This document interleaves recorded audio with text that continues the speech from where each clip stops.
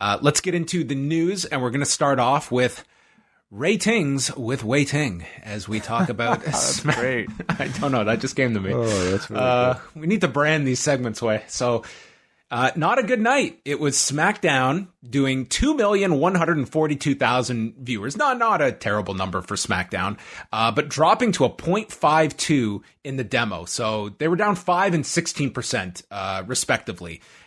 They were still tied for first with ABC Shark Tank. Rampage, though, did 502,000 viewers, a 0.17. Those are their lowest numbers by a significant amount since in Rampage's short history. They fell 19% in viewers this week and 32% in 18 to 49.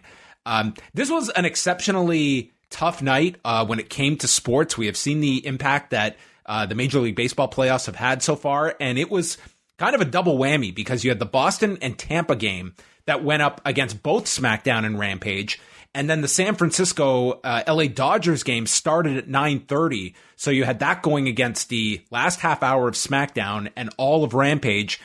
Plus you had a pair of college football games on ESPN. So that's to kind of preface, like, this was a significant night of sports competition. And I think AEW took it on the chin hardest. Their 18 to 34 audience was down almost 50%. Men 18 to 49 were down 35%. And with SmackDown, it was their female audience, 18 to 49 and 35 to 49, that got hit pretty hard. But still, Wade, it's still a big loss, I would say, for Rampage. Like, it was, yes, you're going up against sports, but do you look at this as kind of your bottoming out number for Rampage? It's like 32% in the demo. Like, sports or no sports, I still think that is a number that you should be taking note of. And it will be interesting to see what the response is, especially for a week that has now been elevated to such a significant week that it wasn't going to be, but now is a big one. I definitely do think it's significant. Absolutely. I don't, despite the competition, I don't necessarily think it's one that you really should be sugarcoating. I mean, there seems, as always, whether it be a great spike or up or a spike down, ultimately it's really the trends that matter. And so I don't think it's time to panic. I don't think it's time to demand, that the show be moved to a different hour. I don't think it's time to hotshot your, big matches on a Friday. Kenny Danielson Friday night. No, it's ridiculous. And they have not reacted in that way. But this week will be a very interesting test of Tony Khan to see. He made Friday night. WWE took the first blow by going with this half hour overrun, but it was only fanning the flames with that tweet on Friday. That I'm surprised actually we didn't see more of an emphasis on SmackDown tonight on Raw. I thought tonight was going to be a massive push for Friday. Like, we had the inserts, like the commercial breaks, but within the body of the show, I was expecting more. Right. Yeah, that is the thing, that makes me wonder if Tony Khan was aware that the ratings where they are right now, would he still have had the confidence to send out that tweet on the Friday night when he did? I don't know. I'm not so sure. Maybe the answer is yes. Maybe to him, ultimately, again, we see what the rating will be this Friday, but maybe ultimately it means more people will be watching wrestling in general. But this is certainly not a great rating heading into what is supposed to be a mini battlefield of this 30 hours at 10 o'clock on the Friday night.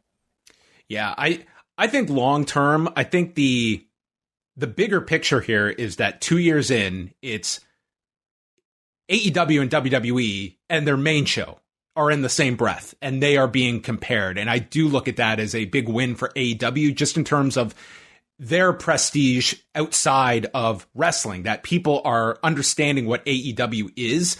And I think if they play their cards right, this week should be a big spotlight on that. Like, here is AEW that is going against SmackDown, and there's this mini competitive cable battle on Friday that on its own, I don't think anyone is stopping the presses with the results of Friday. But there is a larger picture to all of this, and that is how Friday's numbers are handled, how they are processed, and what the next moves are, how they look at those results and what happens further. Well, to me, just as interesting as maybe the results themselves is what the spin is going to be to fit whichever narratives that whichever whoever is telling the story and reporting the numbers and whatever Twitter user will use, how they will spin whatever results to fit whatever, I don't know, whatever team that they want to cheer for. Well, you know what? Here, I'm going to be very unselfish here. Okay. If Chris Harrington wants to go on WrestleNomics and break down, I'm inviting Nick Khan to come on to Post Wrestling, and he can go through second by second of SmackDown. We'll go through the entire 2.5 hours. I will also get his match ratings. Nick Khan, the floor is yours to come on here. Gotcha. Okay. Well, listen, it's only fair. So, very gracious of you, John. But ultimately, listen, like, to me, this is fun. Okay, this is a fun Friday where we have. It'll be a fun Monday next week at 4:00. That'll be a completely rational process of math. Exactly. I love sort of like some of the fervor and hysteria that comes with being a wrestling fan to cheer for the show that maybe you want to do better. I hate when the insults get personal and they just become more than just me cheering for my team versus your team or cheering for the sport in general. Well, that's about 70%. So listen, we'll try and focus on the 30% of a good faith interpretation of these numbers next week and what we can learn from it. Yeah, and as far as like our job goes, we try to like really honestly be as fair as we can. John, you do a great job, I think, in your reporting, but it's like if a show is doing good, then great. If a show is doing bad, then that's fine too. Like, it's keep it to the numbers, keep it to perhaps, like what this is, and keep it away from the people that are just simply enjoying these things. And I just ask everybody to be respectful. Be respectful and just have fun with each other. Shake hands with your fellow wrestling fan at the end of it all.